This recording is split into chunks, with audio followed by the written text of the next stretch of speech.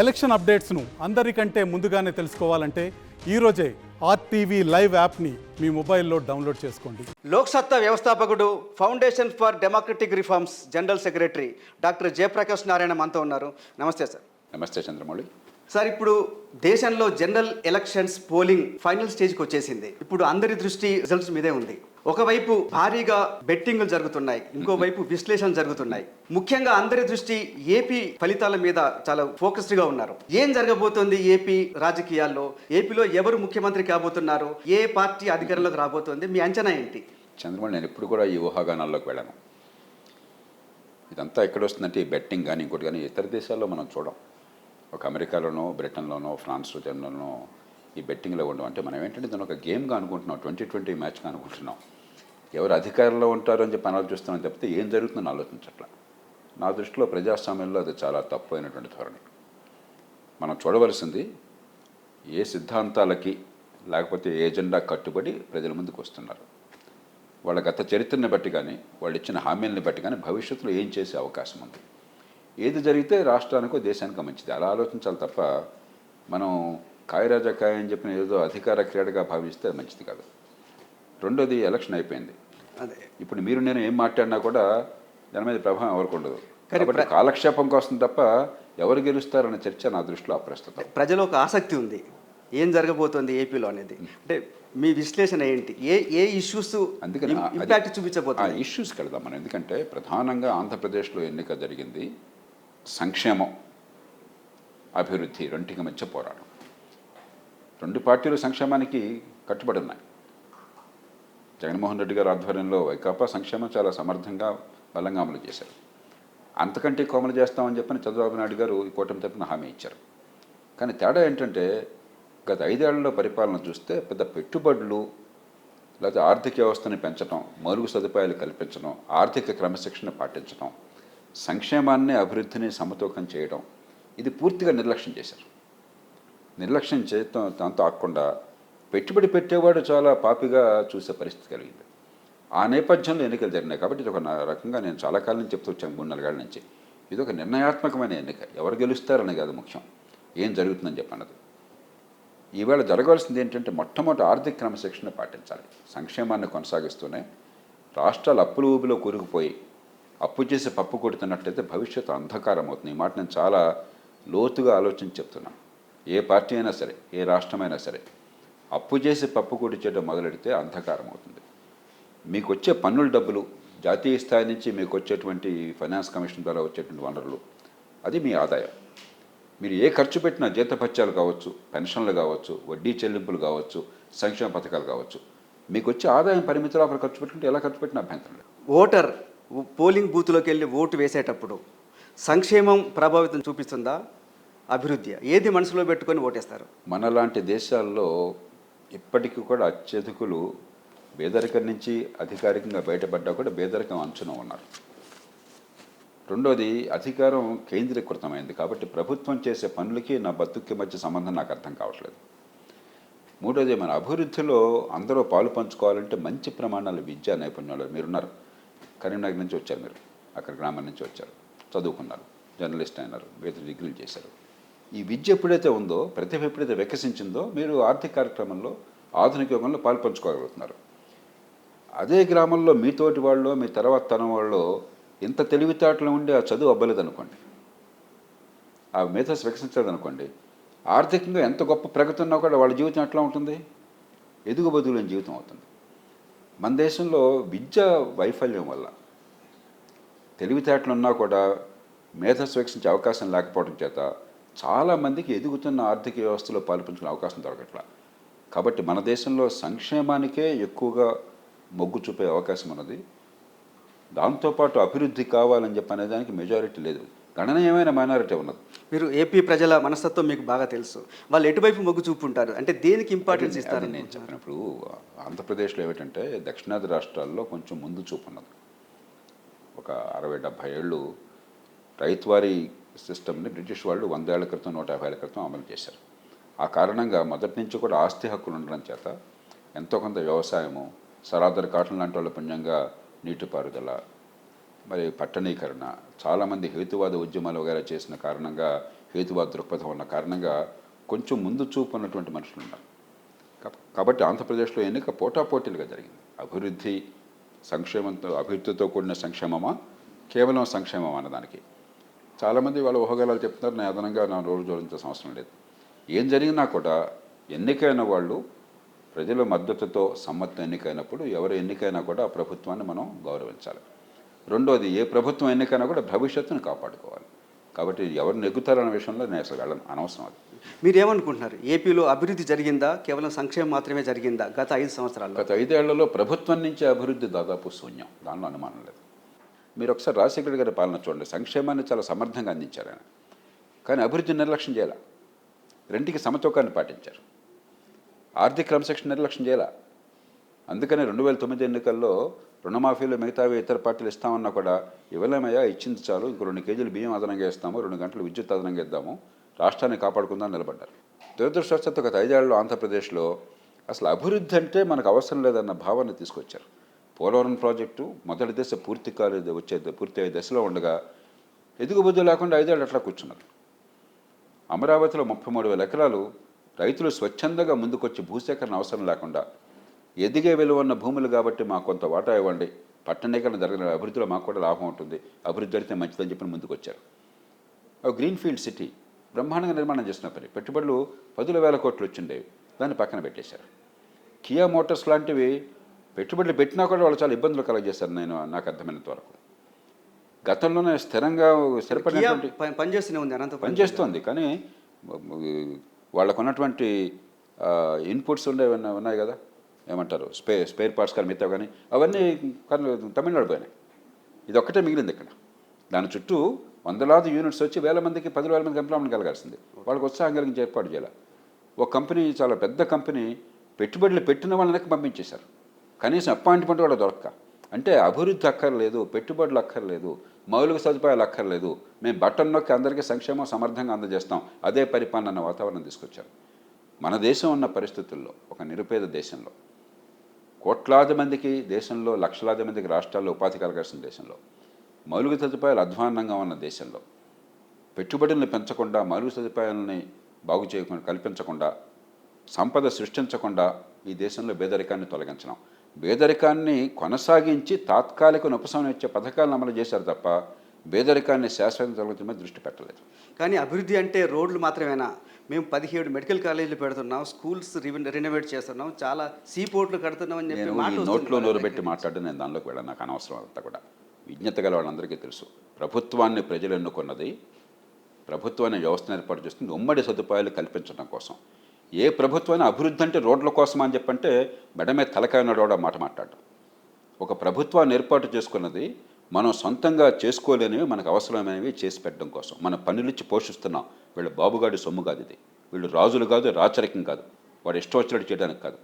ఏ ప్రభుత్వాన్ని, ఏ పార్టీ అయినా, దేశమైనా, రాష్ట్రమైనా సరే. ఉమ్మడి సౌకర్యాలు అంటే ఏమిటి?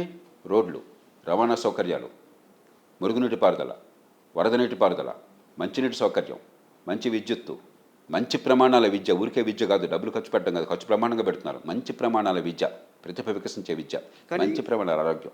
సరే, ఇప్పుడు ఇంగ్లీష్ మీడియం విద్య ప్రారంభించారు, చాలా చోట్ల స్కూల్స్ ఇవన్నీ డెవలప్ చేశారు. ఏంటంటే మాట్లాడుతాం ఇంగ్లీష్ మీడియం విద్య. అరే, తెలుగు మీడియంలో పాఠాలు చెప్పడానికి దిక్కులేదు, ఇంగ్లీష్ మీడియం చెప్పేవాడు అవుతున్నాడు. ప్రజల అమాయకత్వాన్ని ఆసరాగా చేసుకుని ఈవేళ ఆంధ్రప్రదేశ్లో కానీ, ఆ మాటకు వస్తే తెలంగాణ, ఇతర రాష్ట్రాల్లో కానీ 8వ తరగతిలో ఒక చిన్న పేరా చదవలేడు వాడు, తెలుగు కానీ ఇంగ్లీష్ కానీ. ఒక చిన్న తీసివేత చేయలేడు. దాన్ని ఎలా బాగు చేయడం? తెలుగు ఇంగ్లీష్ మీడియం పెట్టాను ఇంకోటి అంటాడు, ఇంకోటి ఉర్దూ మీడియం పెట్టాలంటాడు. ఏం మాట్లాడుతున్నాం మనం? పిల్లల మేధస్సు వికసించిందా లేదా? ప్రతి సంవత్సరం ప్రమాణాలు వస్తున్నాయి మనకి, ప్రతి సంవత్సరం అసలు సర్వేలు వస్తున్నాయి. 1-2 సార్లు అంతర్జాతీయ సర్వేలో పాల్పంచుకున్నాం. ప్రభుత్వమే నేషనల్ అచీవ్మెంట్ సర్వేలు తీసుకొస్తున్నారు. 180 మంది పిల్లలకి భవిష్యత్తు లేకుండా తయారు చేస్తున్నాం. అదొక ఆంధ్రప్రదేశ్లోనే అంటలా, అన్ని రాష్ట్రాలు అట్లాగే తగలడ్డాయి. అంతకుమించి అక్కడేం జరగట్లా. డబ్బులు ఖర్చు పెడితే విద్య వచ్చినట్టు కాదు, అమ్మఒడి పేరుతో డబ్బులు పంపకం చేస్తే విద్య వచ్చినట్టు కాదు, పిల్లల మేధస్సు వికసిస్తే విద్య వచ్చినట్టు. అది లేకుండా ఊరికి మసిపూసి మారాడు కదా, ఇంగ్లీష్ మేమిటని ఒకడు అంటారు, మంచి బిల్డింగ్ కట్టని ఇంకోటి అంటాడు. బిల్డింగ్తో విద్య వస్తుందా? బిల్డింగ్ వద్దని ఎవరు అనరు, ఇంగ్లీష్ వద్దని ఎవరు. నేను తెలుగు మీడియంలో చదువుకున్నాను, ఇంగ్లీష్ నాకు ప్రాణం, నేను వాళ్ళు ఆలోచించేది ఇంగ్లీష్లో, ఇంగ్లీష్ వద్దని ఎవరు అనరు. ఇదంతా కూడా మిడిమిడి జ్ఞానంతో మాట్లాడే మాటలు ఇవన్నీ కూడా. పిల్లల మేధస్సు వికసించాలి. అరే, వాడికి తెలియని భాషలో తెలియని పంతులు, ఆ భాష తెలియని పంతులతో ఆ పాఠాలు చెప్తే ఇంగ్లీష్ మీడియం అవుతుంది. అది విషయం అర్థం కావాలా, పిల్లవాళ్ళు అర్థం చేసుకోవాలా, మేధస్సు వికసించాలా, దాన్ని ఉపయోగించగలగాల, అది విద్య. అదేం లేకుండా పైన మాట్లాడుతున్నాం, గ్యాస్ కొడుతున్నాం మనం. ఏపీ విడిపోయి 10 years అయింది. మొదటి 5 సంవత్సరాల్లో అభివృద్ధి ఏమైనా జరిగిందనుకుంటున్నారా? ఖచ్చితంగా ఆర్థికంగా సంక్షోభం ఉన్నా కూడా రాష్ట్ర విభజన జరగగానే ఎప్పుడైతే హైదరాబాద్ని కోల్పోయిందో అవశేష ఆంధ్రప్రదేశ్, మరి మిగులంతా హైదరాబాద్లో ఉంటుంది కాబట్టి ఆ డబ్బులు లేకుండా పోయినాయి. అయినా కూడా జాతీయ స్థాయి నుంచి సాయము అందింది. కానీ ఆ ఇబ్బంది లేకుండా కన్వర్జెన్స్ అన్ని రకాల నిధులను కూడా జాగ్రత్తగా పోగు చేసి పోలవరం ప్రాజెక్టు జాతీయ స్థాయి నుంచి నిధులు ఆలస్యమైనా కూడా ఒక క్షణం ఆలస్యం చేయకుండా చేసే ప్రయత్నం జరిగింది. అలాగే రాజధాని పేరుతో గ్రీన్ఫీల్డ్ సిటీ కావచ్చు, రాష్ట్రంలో ఎక్కడి నుంచి మౌలిక సదుపాయాలు కాబట్టి గట్టి ప్రయత్నం జరిగింది ఉన్నంతలో, దానిలో అనుమానం లేదు. అంతే పర్ఫెక్ట్గా కాదు, అన్ని ప్రభుత్వాలు అన్ని పార్టీలు లోపాలు ఉన్నాయి, కానీ అభివృద్ధి జరగాలన్న ప్రయత్నం జరిగింది. ఆ తర్వాత అభివృద్ధి అవసరం లేదు, ఒక క్లాస్ వారు అభివృద్ధి డబ్బున్న వాళ్ళ కోసం అన్నటువంటి ఒక ప్రమాదకరమైన ఆలోచన తీసుకొచ్చారు. అంతకంటే మూర్ఖమైన ఆలోచన ప్రజాస్వామ్య సమాజంలో ఇంకొకటి లేదు. మౌలిక సదుపాయాలు డబ్బున్న వాళ్ళ కోసం, రోడ్డు డబ్బున్న వాళ్ళ కోసం, అభివృద్ధి డబ్బున్న వాళ్ళ కోసం, మేము సంక్షేమంతో పేదరికాన్ని శాశ్వతంగా కొనసాగించి పేదలను ఎప్పుడూ చేజాచి అర్థించేవాళ్ళుగా తయారు చేస్తాం, అదే పరిపాలన అనే ధోరణి ఉంది. అంతకంటే ప్రమాదకరమైనది, జాతి విద్రోహకరమైనది ఇంకొకటి లేదు. కానీ పేదవాళ్ళకి అప్పుడు ఇమీడియట్గా కొంత రిలీఫ్ అయితే దొరకాల్సిన అవసరం లేదంటారు? చంద్రమౌళి పేదవాళ్ళకి సాయం చేద్దని ఎవరు అన్నారా? ఆ పేరుతో పేదరికాన్ని కొనసాగించొద్దయ్యా. బుద్ధి ఉన్న వాళ్ళైతే రాజశేఖర రెడ్డి గారు చేసినట్టుగా అటు పేదరికి సంక్షేమాన్ని అందించాలి, ఇటు దీర్ఘకాల అభివృద్ధిని కొనసాగించి పేదరికాన్ని నిర్మూలన చేయాలి. ఇది పరిపాలన. అంతేగాని శాశ్వతంగా ఎవడు అబ్బసం అల్లుడు దానం చేస్తాడా? ఎవడు సొమ్ము దానం చేస్తున్నాడు? ఇది ప్రజల డబ్బు. ఆ ప్రజల్ని బెచ్చగాడుగా మారుస్తారా? అది ప్రజలకు హక్కు. అది పెద్ద మీరు రాజుల్లాగా చేస్తూ ఉంటారా? ప్రజలకు చేయాల్సిన పనులు చేయకుండా, మౌలిక సదుపాయాలు కల్పించకుండా, ఉమ్మడి సేవలు అందించకుండా, ప్రభుత్వం అనే వ్యవస్థను మానవాళ్ళు ఏర్పాటు చేసుకున్నది సొంతంగా చేసుకునే పనులు, ఉమ్మడిగా కావాల్సిన పనులు ఉన్నాయి. దోమల నివారణ మన ఇంట్లో చేసుకుంటే చాలదు.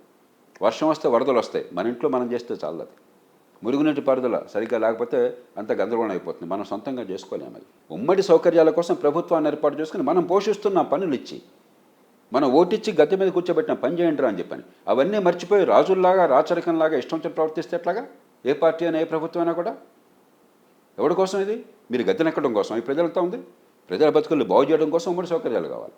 అసలు దాని గురించి అవగాహన లేకుండా ఉమ్మడి సౌకర్యాలు ఎందుకని మాట్లాడితే అలాంటి వాళ్ళు పరిపాలనకు అర్హులా ఎవరైనా సరే, భారతదేశంలో కానీ ప్రపంచంలో కానీ? 5 ఏళ్ల జగన్ పరిపాలనకి మీరు ఎన్ని మార్కులు వేస్తారు? 100లో మీరు ఎన్ని మార్కులు వేస్తారు? బాగా వస్తే 30 వస్తాయి, 20 నుంచి 25 వస్తాయి. పాస్ కూడా కారం, మినిమం మార్కులతో కూడా పాస్ అయ్యే అవకాశం. ఎందుకంటే అభివృద్ధికి బాట వేయని వాళ్ళు, ఉమ్మడి సౌకర్యాలు కలిగించని వాళ్ళు, జాతి సంపద పెంచని వాళ్ళు, ఆదాయాలు పెంచని వాళ్ళు మంచి పరిపాలన చేసినట్టు కాదు. వీళ్ళు కేవలం ఖజానాలో పడ్డ డబ్బుల్ని సగం ఖర్చు పెట్టేసుకుని వృధా చేసి కొంత కైంకర్యం చేసి మిగతా అది బటన్ నొక్కి సమర్థంగా పంపిణీ చేసామని చెప్తున్నారు. అది పరిపాలన కాదు, దానికి పరిపాలకులు అక్కర్లా, గుమస్తాలు పెడితే సరిపోతుంది. కానీ డెఫినెట్గా ఏ ప్రభుత్వం వస్తే ప్రజల జీవితం మారుతుందని మీరు అనుకుంటున్నారు? నేను మొట్టమొదటి చెప్తున్నాను, అభివృద్ధిని సంక్షేమాన్ని సమంగా పాటించి, సమతూకం చేసి, మౌలిక సదుపాయాలు కల్పించి, పెట్టుబడులను ప్రోత్సహించి, ఆర్థిక వ్యవస్థను పెంచి, సంపద సృష్టించి ఉపాధిని కల్పించేటువంటి ప్రభుత్వాలు కావాలి దేశంలో కానీ రాష్ట్రంలో కానీ. ఆ కారణంగానే జాతీయ స్థాయిలో కానీ రాష్ట్రంలో కానీ నేను ఎన్డీఏ కూటమికి మద్దతు ఇచ్చాను. ఎందుకంటే ఆర్థిక క్రమశిక్షణ విషయంలో నరేంద్ర మోదీ గారి విషయంలో ఏ రకంగా అనుమానం లేదు. ఆయన మీద ఎన్ని ఆరోపణలను మీరు చేయొచ్చు. ఆర్థిక క్రమశిక్షణ కావాలి, అలాగే మౌలిక సదుపాయాల కల్పన కావాలి, పెట్టుబడులు కావాలి, ఆర్థిక అభివృద్ధి కావాలి, ఉపాధి కల్పన కావాలని చెప్పని మిగతా వాళ్ళు కూడా చేస్తే అంతకంటే సంతోషం మనకి ఇంకేముంది. మీరు అభివృద్ధి కోసం ఎన్డీఏ కూటమి గెలవాలని మీరు కోరుకుంటున్నారు, మీరు సపోర్ట్ కూడా చేశారు. మీరు ఎన్ని సీట్లు వస్తాయనుకుంటున్నారు ఎన్డీఏ కూటమి? మళ్ళీ ఆ చర్చలకు నేను వెళ్ళను. ప్రజల ముందుకు వాళ్ళ విధానాలు చెప్పారు, ప్రజలు తీర్పిస్తారు, చూద్దాం ఏం జరుగుతుందో. టీడీపీతో బీజేపీ పొత్తు వల్ల టీడీపీకి మేలు జరుగుతుంది అనుకుంటున్నారా, నష్టం జరుగుతుందా? నాకంటే టీడీపీలో వాళ్ళు చాలా తెలివి వాళ్ళు, అనుభవం ఉన్నవాళ్ళు, లాభ నష్టాలు బేరీ చేసుకుని వాళ్ళు మద్దతు కూడా. కానీ వాళ్ళు తప్పులు చేసిన సందర్భాలు చాలా ఉన్నాయి. మనకు అనవసరం. ఇప్పుడు నాకు ఈ రాజకీయ క్రీడంటే ఆసక్తి లేదు చంద్రమౌళి. వీడు గెలుస్తాడా, ఆడు గెలుస్తాడా, ఎవడు గెలిస్తే ఏమైంది, గద్దె మీద ఎవడు కూర్చుంటే నాకేమైంది. నేను చూసేది ఇప్పుడు కూడా నాలాంటి వాళ్ళం ఈ జాతికి ఏమవుతుంది, మన పిల్లల భవిష్యత్తుకి ఏమవుతుంది. మనం దీన్ని ఒక ఆఖరాలాగా, ఒక గేమ్ లాగా భావిస్తున్నాం. గెలుపోవటం, నాకు గెలుపోవటం అనే భాష నాకు ఇష్టం ఉండదు. ప్రజలు ప్రతినిధులను ఎన్నుకున్నారు, పన్నులిచ్చి పోషిస్తున్నారు. దానివల్ల ప్రజల జీవితాల్లో ఎలాంటి మార్పులు వచ్చే ఏర్పాటు జరుగుతుంది. కాబట్టి నాలాంటి వాళ్ళని కోరేది ఏంటంటే, ఏ పార్టీ ఉన్నా కూడా, అన్ని పార్టీలు కూడా సిద్ధాంతాల్లో కొన్ని విధానాల్లో మార్పులు ఉన్నా కూడా అందరూ ఈ దేశ అభివృద్ధికి, ఆర్థిక క్రమశిక్షణకి, సంపద సృష్టికి, అత్యున్నత ప్రమాణాల విద్యకి, అంటే కేవలం డబ్బు ఖర్చు పెట్టడానికి కాదు, మంచి ప్రజల ఆరోగ్యానికి అంకితం కావాలి, చట్టబద్ధ పాలనకి. అది లేనప్పుడు ఏ ప్రభుత్వం వస్తే మనకేం కావాలి, ఏ రాయితీం పడగొట్టుకోవడానికి? ఏపీలో ఈసారి కాంగ్రెస్ పార్టీ ప్రభావం ఏమైనా కనిపిస్తుందా? ఏపీలోనే కాదు, దేశంలో ఎక్కడైనా కూడా మూడవ పార్టీగా ఉంటే చాలా కష్టం. మన ఎన్నికల వ్యవస్థ ప్రధానంగా 2 పార్టీలకే లాభాన్ని చేకూరుస్తుంది. ఉదాహరణకి కొంతకాలం పాటు బీజేపీ తెలంగాణలో అసెంబ్లీ ఎన్నికలకు ముందుకు 1 సంవత్సరం ముందు ఇది ఉప ఎన్నికల్లో బీజేపీ కొంచెం బాగా ప్రభావం కనిపించింది. కాబట్టి అయితే అప్పుడు అధికారంలో ఉన్నటువంటి బీఆర్ఎస్ అయితే బీజేపీ అనుకున్నారు. ఏ కారణంగానే బీజేపీ తగ్గింది. అసెంబ్లీ ఎన్నికల్లో ఏమైంది, అది కేవలం పోటీ కాంగ్రెస్ పార్టీకి బీఆర్ఎస్కి అయింది. ఇప్పుడు చాలామంది మనసుల్లో బీఆర్ఎస్ తగ్గిందని కనిపిస్తున్నది. అది నిజమైనట్టయితే పోటీ ప్రధానంగా బీజేపీకి కాంగ్రెస్ పార్టీకి మధ్య ఉంటుంది. కాబట్టి 2 ప్రధాన పార్టీలకే మన వ్యవస్థలో ఎక్కువగా రాజకీయంగా ఫలితం ఉంటుంది. ప్రజలు ఒకవేళ ఇంకో పార్టీ అంటే మనసున్నా కూడా, ఆ పార్టీ విధానం నచ్చినా కూడా, మూడవ పార్టీకి ఓటు వేయడం చాలా అరుదు. 2 పార్టీలు ఎంచుకుంటారు. కాంగ్రెస్ పార్టీ ఎప్పుడైతే మూడవ పార్టీగా ప్రజల మనసుల్లో ఉందో దాని నుంచి పుంజుకోవడం చాలా కష్టం ఈ ఎన్నికల వ్యవస్థలో. అందుకే చాలా కాలం నుంచి నేను చెప్తున్నాను, మనం దామాషా పద్ధతి ఎన్నికల వ్యవస్థ పెట్టుకుంటే ఈ ఎన్నికల్లో డబ్బులు ఖర్చు పోతుంది. నా అంచనా ప్రకారం కనీసం 10,000 కోట్లు ఖర్చు పెట్టారు ఆంధ్రప్రదేశ్లో. కొందరు చెప్తున్నారు 20,000 కోట్ల దాకా పెట్టారని, మీరు తక్కువ చెప్తున్నారని చెప్పి అంటున్నారు. అది నిజమైన సమస్య. ఎవరు నెగ్గితే ఏం లాభం? 20,000 కోట్లు ఖర్చు పెట్టిన తర్వాత మీరు రాష్ట్ర ప్రగతి కోసం పాటుపడతారా, దేశాన్ని దోచుకోవడం మీద దృష్టి పెడతారా? కాబట్టి మౌలికమైన సమస్య మీద దృష్టి పెట్టుకుని ఎవడు గెలుస్తారు ఎవరు ఓడతారు మీద మన చర్చ అంతా వెళ్తుంది. అదే ఈ దేశానికి పట్టిన నష్టం. కానీ ఈసారి దేశంలో ఎక్కడా లేనంత ఏపీలో ఎన్నికల హింస జరిగింది. ఎందుకు ఇలా జరిగింది అంటున్నారు? ఎప్పుడైతే అధికారమే జీవన మరణ సమస్యగా మారిపోయిందో అదే పరమావధిగా ఎన్నికలు జరుగుతుంది. మన చర్చ కూడా ఏంటి, మీ ప్రశ్నలు కూడా ఎందుకని మామూలు చర్చ సరళలో ఎవడు గెలుస్తాడని దాని మీద మీరు ప్రయత్నం చేస్తున్నారు. అదే ఇవాళ దేశంలో జరిగే చర్చ, ఎవడు గెలుస్తాడని తప్ప ఏం జరుగుతుందని కాదు. అలా ఉన్నప్పుడు నా పెత్తనం, ఒక ఎమ్మెల్యేగా నేను ఎన్నిక కావాలా, లేకపోతే మంత్రిగా నేను కావాలా, ముఖ్యమంత్రిగా నేను కావాలా, నా పెత్తనం, నా అహంకారం, నా అవసరం తప్ప జాతి అవసరం, ఉమ్మడి అవసరాలు, దేశ భవిష్యత్తు కాదు అక్కడ కీలకంగా ఉన్నది. ఒక ఫ్యూడల్ వ్యవస్థగా ఎన్నికలు జరుగుతున్నాయి. పూర్వకాలం శత్రు రాజ్యాలు ఒకళ్ళొకటి తనుకునేవాళ్ళు, చంపుకునేవాడు, ఒకరి మీద ఒకటి దండయాత్రలు చేసేవాడు. ఇప్పటికి కూడా మన మనసుల్లో ఓటు అనేది ప్రజాస్వామ్యబద్ధంగా రాజ్యాంగబద్ధంగా ఉంది, కానీ మన మనసులో ఎప్పుడు కూడా శత్రు రాజ్యాల మధ్య పోరాటంలాగా భావిస్తున్నాం. ఒక ఫ్యూడల్ వ్యవస్థ నడుస్తున్నది, దాని నుంచి బయటపడాలి. కానీ ఇంత తపన ఉన్న మీరు ఎందుకు ఏపీ రాజకీయాల్లో పోటీలోకి దిగలేకపోయారు? ఈ దేశంలో రాజకీయంలోకి అందరినీ ఆకర్షించి తీసుకొచ్చిందే నేను. మధ్యతరగతిని, యువతని, పట్టణీకుల్ని ఓటింగ్ వేయించడంలో గట్టిగా పెంచే ప్రయత్నం చేసిందే నేను. చేతనైన మేరకు చాలా సంస్కరణలు నడుం కట్టిందే నేను. ఒక రాజకీయ పార్టీ పెట్టిందే నేను. పెట్టి ఏ రకంగా రాజకీయ పార్టీ నడిపించి చూపెట్టింది నేను. కానీ అనుభవం నేర్పిన పాఠం అంటే ఇవాడున్న పరిస్థితుల్లో డబ్బుల పంపిణీ నేను చెయ్యను అన్నట్టయితే, తాయిలాల పంపిణీ కాదు ప్రజాస్వామ్యంలో పరిపాలన అంటే దీర్ఘకాల దృక్పథం అన్నట్టయితే, కులం మతం రాజకీయాలు చేయను అని చెప్పంటే తగిన ఓటు లేదు. ఇంకా కనీసం 10% ఓటు ఉన్నట్టయితే, 10% ఓటుతో మీకేమీ లాభం లేదు, ఓట్లు మీకు సీట్లు రావు. రాకపోయినా 10% ఓటు ఉందని అర్థమైతే, ఈ 10% మంది కోరుకుంటున్నారంటే ప్రధాన పార్టీలందరూ కూడా ఆ దారికి వస్తాయి. అందుకోసం రాజకీయ పార్టీ పెట్టాను నేను. ఒక హైదరాబాద్ నగరంలో 8-10% ఓటు కనిపించింది, మిగతా చోట్ల లేదు. అది లేనప్పుడు మనం చేసే ప్రయత్నం కంటే వచ్చే ఫలితం సమాజానికి చాలా తక్కువ.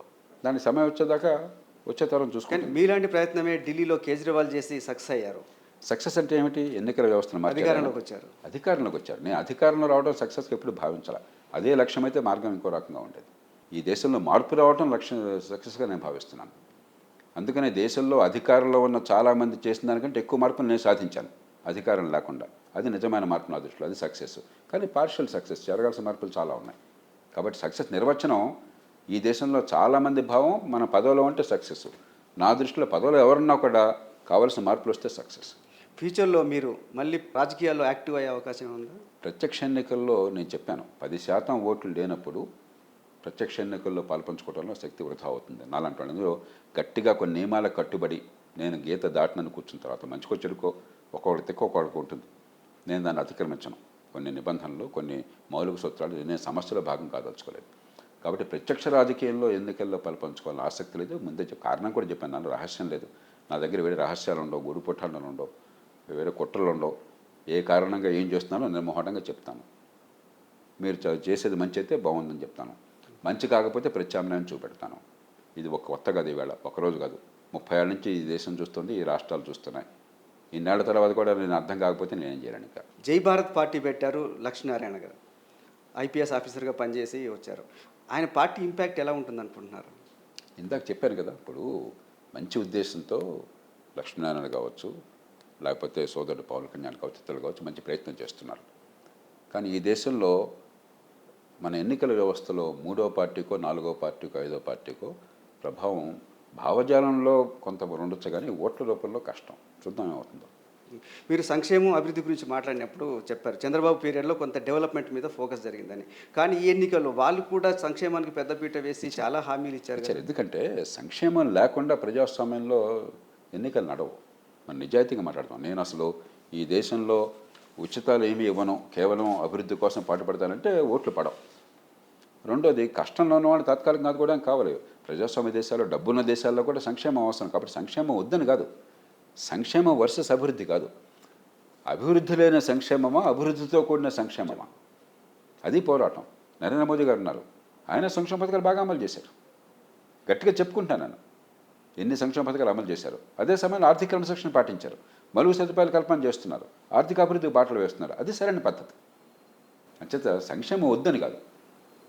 తర్వాత ఏ పార్టీ అయినా కూడా ఈ పోటీలో ఆ వేడి వల్ల రకరకాల హామీలు, అలవమాలిన హామీలు ఇచ్చారనుకోండి, దేశంలో కూడా క్రమశిక్షణలు. కాబట్టి ఇప్పుడు నేను చేస్తున్న చేయబోయే పోరాటంలో కీలకమైనది ఏంటంటే, మీరు ఎంతైనా ఖర్చు పెట్టుకోండి, కానీ రోజువారీ ఖర్చు, సంక్షేమం కావచ్చు, జీతభత్యాలు కావచ్చు, వడ్డీలు కావచ్చు, మీ ఆదాయం లోపలే ఉండాలి తప్ప అప్పులు చేసిన డబ్బు కాకూడదు. ఆ నిబంధనలు తీసుకోవాలి దేశంలో, అందరికీ వర్తించేట్టుగా.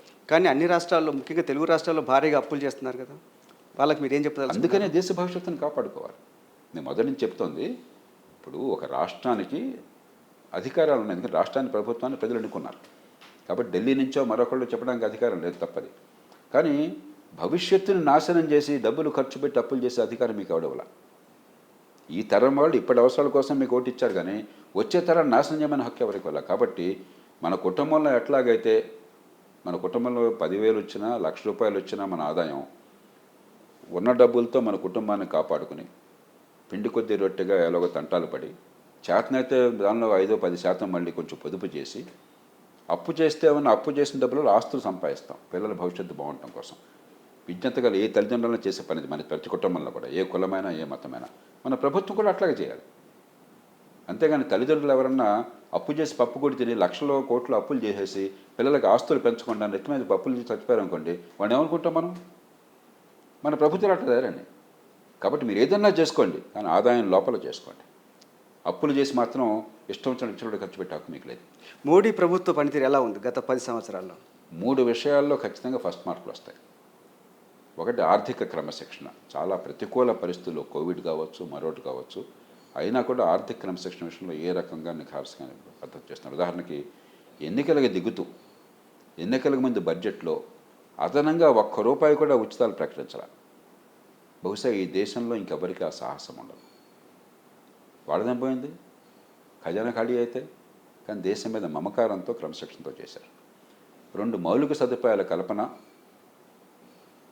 ఖచ్చితంగా ఎప్పుడు చూడని రీతిలో పెట్టుబడి, ప్రభుత్వం నుంచి పెట్టుబడి రికార్డు స్థాయిలో ప్రతి ఏడాది 3 రెట్లు 4 రెట్లు పెరిగినాయి. జీడిపితో వాటాగా చూస్తే అబ్సల్యూట్గా అయితే 5 రెట్లు పెరిగినాయి.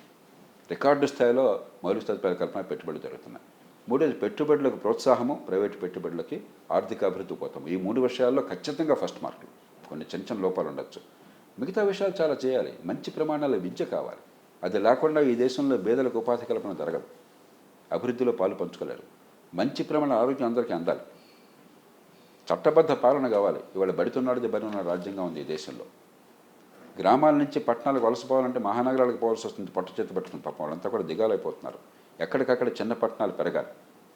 ఈ విషయాల్లో ఈ ప్రభుత్వం గట్టిగా పట్టించుకోవాలి. కాబట్టి ఈ 3 విషయాలు బ్రహ్మాండంగా చేస్తున్నారు, కానీ చేయవలసిన విషయాలు ఇంకా ఉన్నాయి.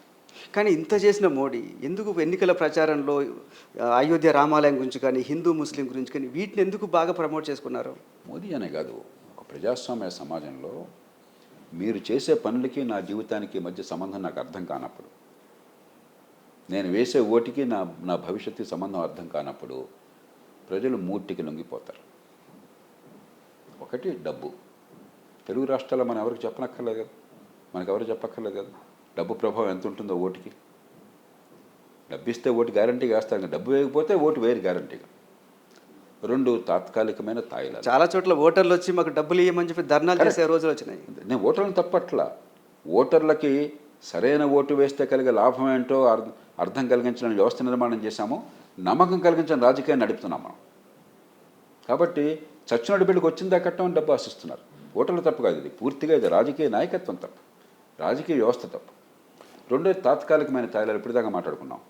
మూడోది మన దేశంలో మరి ఇంత సంక్లిష్టమైన సమాజంలో కులం ఉంది, మతం ఉంది, ప్రాంతం ఉంది, వాటిని వాడుకుంటాం. మతం ఒక్కటే ఉంది, కులం వాట్ల. కులం వాడుకుంటే రాజకీయం ఏ పార్టీలో చేస్తుందా? తెలంగాణ రాజకీయం అంతా ప్రాంతీయ రాజకీయం కదా, చాలా కాలం పాటు జరిగింది. కాబట్టి కులం, మతం, ప్రాంతం ఇవన్నీ కూడా ప్రత్యేక కారణాలు ఉన్నాయి. ఈ పార్టీ ఆ పార్టీ కదా, అందరూ వాడుతున్నారు. ఆయన ఒకటి వాడితే ఇంకోటి వాడుతున్నాడు. కులం వాడితే ఓకేనా? ప్రాంతం వాడితే ఓకేనా? ఎక్కడొచ్చిందంటే పాలిటిక్స్ ఆఫ్ ఇండివిజువేషన్. ఈ ఓటు వల్ల నాకేం జరుగుతుంది, ఈ ప్రభుత్వం చర్యల వల్ల నా కుటుంబానికి ఏమవుతుందని అర్థం కాని వ్యవస్థ నిర్మాణం వల్ల వచ్చిన దుర్గతి ఇది. దాని నుంచి బయటపడి మరి అభివృద్ధికి ఒక మెజారిటీ రావాలని చెప్పంటే నాన్న తంటాలు పడాలి. ఆ రకంగా విశ్లేషించాలి. కానీ ఇదేదో దేవతలు రాక్షసుల మధ్య పోరాటం కాదు. అలాగే గట్టిగా మనం పోరాడదాము, వీటికి అతీతంగా ఉంటే లోక్సత్తాలాగా మనం ప్రయత్నం చేశాం. అలా చేస్తే ఏమవుతుందో మనం చూసాం. ప్రస్తుతానికి దాన్ని మార్చడం క్రమక్రమంగా కాలం పడుతుంది. తెలంగాణలో 6 నెలల రేవంత్ రెడ్డి పరిపాలన మీద మీ అభిప్రాయం ఏంటి? ఉన్నంతలో కాస్త రెండు ఏంటంటే, సరే రావటమే వాళ్ళు చెప్పిన విధానాలు, ఇచ్చిన హామీల వల్ల ఆర్థికంగా సంక్షోభాన్ని కొని తెచ్చిపెట్టుకున్నారు. దానిలో ఎందుకంటే 1,20,000 కోట్ల అంచనా ప్రకారం వాళ్ళు ఇచ్చిన హామీలన్నీ కూడా అమలు చేస్తే అదనపు ఖర్చు ఏడాది 1,20,000 కోట్లు అవుతుంది. బంగారంగా ఉన్న రాష్ట్రం గతంలోనే అభివృద్ధికి బాట వేసినా కూడా బీఆర్ఎస్ ఖర్చు కూడా మరీ దుబారా ఎక్కువ చేసి కొంచెం కష్టం అనవసరంగా తింటున్నారు. దాన్ని మరింత 10 రెట్లు పెంచుకున్నారు.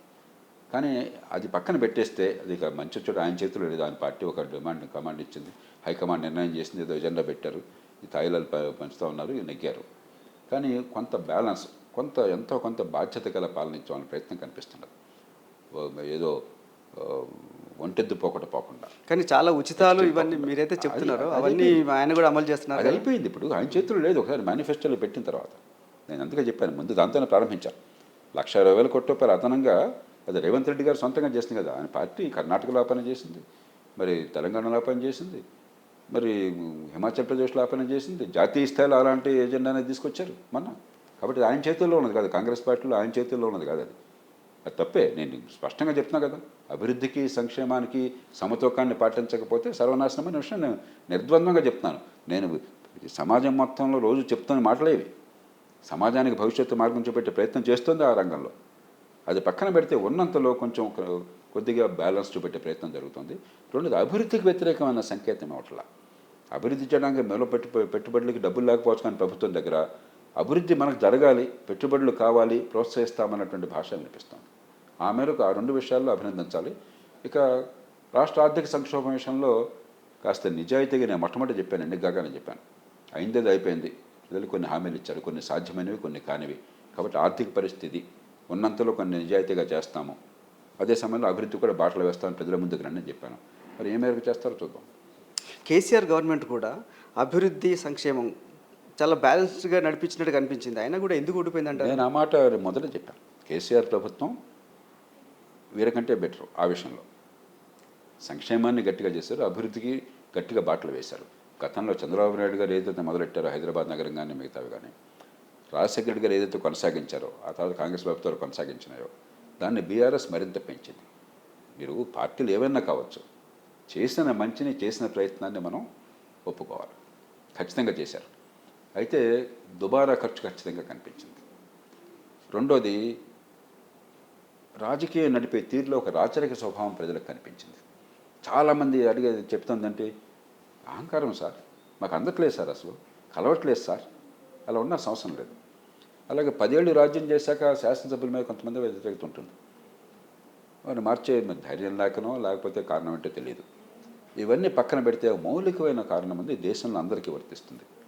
మన దేశంలో అభివృద్ధి జరుగుతున్న చోట కూడా అభివృద్ధి కొన్ని వర్గాలకి, కొన్ని ప్రాంతాలకి పరిమితం అవుతున్నది. తెలంగాణ తీసుకుంటే మహానగరానికి పరిమితమైంది ఎక్కువగా. దేశంలో కూడా చాలా మేరకు ఎక్కడ మహానగరాలు ఉన్నాయో, ఎక్కడ మీకు మేధస్సు వికసించిందో, నైపుణ్యం ఉన్నదో, మంచి చదువు, నిజమైన చదువు ఉన్నదో, కాస్త కూస్తే పెట్టుబడిందో, వాళ్ళు బాగా పెరుగుతున్నారు. అది లేని వాళ్ళు పెరగట్లేదు. అందుకనే మీరు చూస్తే తెలంగాణ ఎన్నికల్లో హైదరాబాదు చుట్టుపక్కలంతా కాంగ్రెస్ వ్యతిరేకంగా ఓటు పడింది. ఒక్క సీటు కూడా కాంగ్రెస్ పార్టీకి పడలా. గ్రామీణ ప్రాంతాల్లో కాంగ్రెస్ అనుకూలంగా పడింది. కాబట్టి ఇది పార్టీలకు అత్యధికంగా విశ్లేషించాలి. ఇది నరేంద్ర మోదీ గారికి వర్తిస్తుంది, చంద్రబాబు నాయుడు గారికి వర్తిస్తుంది, ఎవరికైనా వర్తిస్తుంది. రేపొద్దున అభివృద్ధి ఫలాలు అందరికీ అందాలంటే చిన్న పట్టణాలు కావాలి. సామాన్యుల మేధస్సు వికసించే కనీసం మంచి పాఠశాల విద్య ఉండి పెరుగుతున్న అభివృద్ధిలో పాల్పంచుకునే అవకాశం వాళ్ళకి రావాలి. ఈ రెండు పట్టించుకోకపోతే రాజకీయంగా మీరు అభివృద్ధికి మెజారిటీ సాధించలేరు, ఈ దేశాన్ని ఒక ఘాటి నిలబెట్టలేరు. మీరు చిన్న పట్టణాలు కావాలంటున్నారు కదా, మరి అదే జగన్ 3 రాజధానులు ఉంటాయి, 3 ప్రాంతాలు అభివృద్ధి చెందుతాయి అనే కాన్సెప్ట్ని మీరు సపోర్ట్ చేస్తారా? రాజధాని చేశారే పోనీ ఉన్నా. వైజాగ్లో 5 ఏళ్లలో చేసింది కొత్తగా అని చెప్పండి నాకు. మీరు రాజకీయంగా కుట్రపూరితంగా ఇది తుగ్గలక్ పని. ఈసారి అధికారంలోకి వస్తే ఏ ప్రభుత్వమైనా సరే ప్రభుత్వం అనేది శాశ్వతమైన వ్యవస్థ. ప్రభుత్వాధినేతలు మారచ్చు, పార్టీలు మారచ్చు, అంతేగాని తొగ్గలకు ఎందుకు గుర్తుంచుకున్నాం? మనం గొప్పవాడిని గుర్తుంచుకున్నామా, పిచ్చోడని గుర్తుంచుకున్నాం? అకస్మాత్తుగా పురిలో బుద్ధి పుట్టిని చెప్పని ఢిల్లీ నుంచి దౌలతాబాద్కి అక్కడ మార్చాలన్నాడు, మళ్ళీ ఏమన్నాడు అక్కడి నుంచి గుజరాత్ మార్చాలన్నాడు. ఇది ప్రభుత్వమా? తొగ్గలకు తీరదు.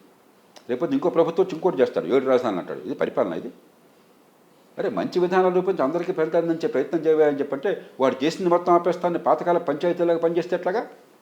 అది పరిపాలన. అది దీనిలో వికేంద్రీకరణ లేదు, పాడు లేదు.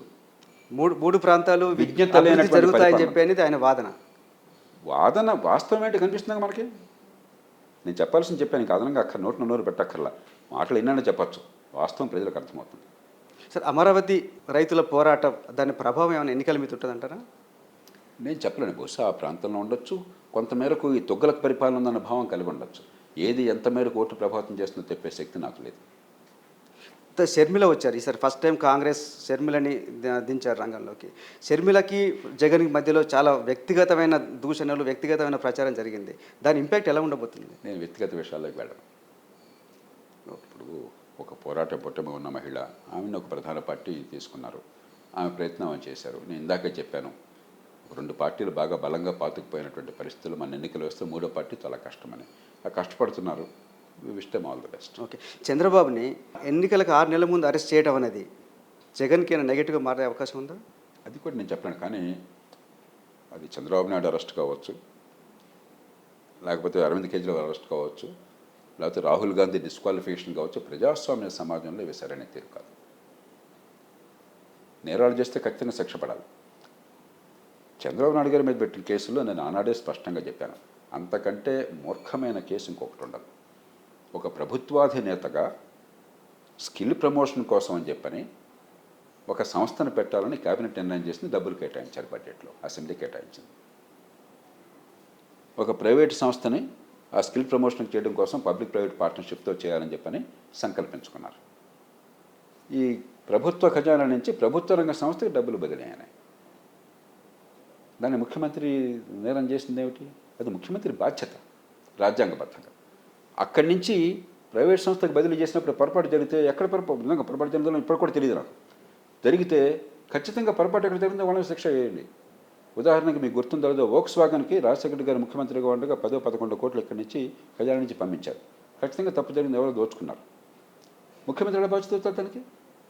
వోక్స్ వాగన్ డబ్బులు మీరు పంపించండి, వాడితో మనం చేయించుకుందాం పని అని చెప్పి ఆదేశం ఇచ్చారనుకోండి, ఆయన బాధ్యత ఎట్లా అవుతాడు? డబ్బు బదిలీ చేసిన వాడు బాధ్యత అవుతుంది. ఈ రకంగా కనుక మీరు కేసులు పెట్టేటది భారతదేశంలో ఏ ముఖ్యమంత్రి, ఏ ప్రధానమంత్రి, ఏ మంత్రి పదవుల్లో ఉంటారు అంతా జైల్లో కూర్చోవాలి. కానీ ఇక్కడ స్కిల్ డెవలప్మెంట్ ఏం జరగకుండానే డబ్బులు అది ఎక్కడ కదా. మళ్ళీ ఎవడు వాదన నా దగ్గర తీసుకురాబోకండి. నేను చెప్పాల్సింది చెప్పాను. వాళ్ళ సమాధానం ఇవ్వడం కోసం నేను లేను, ప్రజలకు అర్థమయ్యేది చెప్పడం కోసం నేను ఉన్నాను. విధాన నిర్ణయాలు ప్రభుత్వం చేస్తుంది. ఒక జిల్లా కలెక్టర్గా మీరు నిర్ణయం చేసినా కూడా నేను ఒక ఆదేశం ఇస్తాను, అక్కడ ఎవడో అమలు చేస్తాడు. ఆదేశం చట్టబద్ధమైందా కాదా? ఆదేశంలో మాలిన్యం ఉందా? ఆదేశాలు తప్పుందో చూడాలి. కానీ ఆదేశం అమలు చేసేవాడు 1 కోటి మంది యంత్రాంగం ఉన్నప్పుడు దేశంలో 1,20,00,000 మంది ఉద్యోగులు ఉన్నారు. ఆ చివరి వాడు లంచం తీసుకుంటే మీ మీద పడుతుంది, అది వాడిని శిక్షించాలా? అంతకంటే మూర్ఖమైనటువంటి కేసు ఇంకొకటి లేదు. అంటే దీంట్లో రాజకీయ ప్రమేయం ఏమీ లేదు, ముఖ్యమంత్రి బాధ్యత ఏమీ లేదని చెప్తారా? ఈ కేసులో స్కిల్ డెవలప్మెంట్ కార్పొరేషన్ పెట్టాలని కానీ దాని నిధులు కేటాయించాలని కానీ బదిలీ చేయాలని కానీ నిర్ణయంలో ఏ రకమైన తప్పు రాజ్యాంగబద్ధంగా చట్టబద్ధంగా లేదు. తర్వాత ఎక్కడైనా తప్పు అంటే తప్పు చేసిన వాళ్ళు పట్టుకోండి, అంతేగాని ఇవి చాలా మూర్ఖమైన కేసు. నేను స్పష్టంగా చెప్పాను, బహిరంగంగా చెప్పాను. అలా అయితే మనం ఇంకో మాట చెప్పాను, ప్రధానమంత్రి, ముఖ్యమంత్రి, ఏ మంత్రి పనిచేయాలని చెప్పాను. నేను రాజ్యాంగం తెలిసిన వాడు ఎవడు ఇలా మాట్లాడతాడు. ఒక చంద్రబాబు మీద కాదు, లోకేష్ మీద కావచ్చు, నారాయణ గారి మీద చాలా మంది నాకు అనవసరం, వ్యక్తులు అనవసరం నాకు. నేను చెప్పాను, అరవింద్ కేజ్రీవాల్ పేరు కూడా చెప్పాను నేను ఇందాక. కేజ్రీవాల్ వేరు, కేజ్రీవాల్ అక్కడ అవినీతి ఆరోపణలు చెప్తున్నారు. అయినా కూడా ఈ సమయంలో అరెస్ట్ చేయడం మంచిదిగా నా ఉద్దేశం. ఆ కేసు ఈ కేసు వాడు కాదు. ఇక్కడ రాజ్యాంగబద్ధమైన నిర్ణయాలకి మీరు పట్టుకుంటున్నారు, ఇది చాలా తప్పు. అక్కడ డబ్బులు తీసుకుని నిర్ణయం చేశారంటున్నారు, దానికి మరి దాని విషయం నాకు తెలియదు కాబట్టి నేను దానిలో లోతుకెళ్ళను. కానీ మౌలికంగా ఇక్కడ జరిగింది చాలా తప్పు, దానిలో ఏ మాత్రం అనుమానం లేదు. ఇప్పుడు రాజకీయాల్లో మౌలికంగా ఏ మార్పులు జరగాలంటారు? చంద్రమౌళి, నేను జీవితంలో మొట్టమొదటి చెప్తున్నాను, ఈవేళ 3 లక్ష్యాలు ఉన్నాయి. ఒకటి, ఆర్థిక క్రమశిక్షణ పాటించి ఆర్థిక అభివృద్ధికి బాటలు వేయాలి. ప్రభుత్వం చేయాల్సిన పనులు, ఉమ్మడి సౌకర్యాల మీద దృష్టి పెట్టాలి. అలా కాకుండా తాత్కాలికమైన తాయిలాల మీద దృష్టి పెట్టి ఇవాళ కాంగ్రెస్ పార్టీ జాతీయ స్థాయిలో చేస్తున్నట్టుగా, కొన్ని రాష్ట్రాల్లో చేస్తున్నట్టుగా, వైకాపా ఆంధ్రప్రదేశ్లో చేస్తున్నట్టుగా, అలాగే కొన్ని పార్టీలు కొన్ని చోట్ల చేస్తున్నట్టుగా అదే పరిపాలనగా చేసినట్టుగా ఈ దేశ భవిష్యత్తు అంధకారం అవుతుంది. చాలా కాలం తర్వాత ఒక అవకాశం, ఒక 20-25 ఏళ్లలో దేశం కొంచెం అభివృద్ధి చెందే అవకాశం, పేదరికం తొలగే అవకాశం, సామాన్యుల జీవనప్రమాణాలు పెరిగే అవకాశం కనిపిస్తుంది. దాన్ని చేజేతులను నాశనం చేసుకోవడం కంటే పాపం ఇంకోవట్లేదు. కానీ జరగాలంటే ఆర్థిక క్రమశిక్షణతో పాటు నేను ఇందాక చెప్పాను, చిన్న పట్టణాల అభివృద్ధి కావాలి. చిన్న చిన్న నైపుణ్యంతో మహానగరాలకు వలసపోవాలంటే పట్టు చేతి పట్టుకుని వాళ్ళు బతకలేరు. అక్కడ కోవిడ్ టైంలో మనం చూసాం, ఒక సామాన్యమైనటువంటి కార్మికుడు గ్రామాల నుంచి వలస వచ్చి ఇక్కడ పని లేకపోతే చివరికి ఎన్ని కష్టాల పాలైనారు. అదే పక్కన మీ కరీంనగర్లో ఉంటే, హుస్నాబాద్ నుంచి కరీంనగర్ వచ్చారనుకోండి, అక్కడే ఉపాధి 20,000కి వచ్చిందనుకోండి, ఆ 20,000తో బ్రహ్మాండంగా బతకవచ్చు. Thank you Nani. మరిన్ని వీడియోస్ కోసం ఛానల్ ని సబ్స్క్రైబ్ చేయండి, లేటెస్ట్ అప్డేట్స్ కోసం వాట్సాప్ ఛానల్ ని ఫాలో చేయండి, అండ్ లింక్ డిస్క్రిప్షన్ లో ఉంది.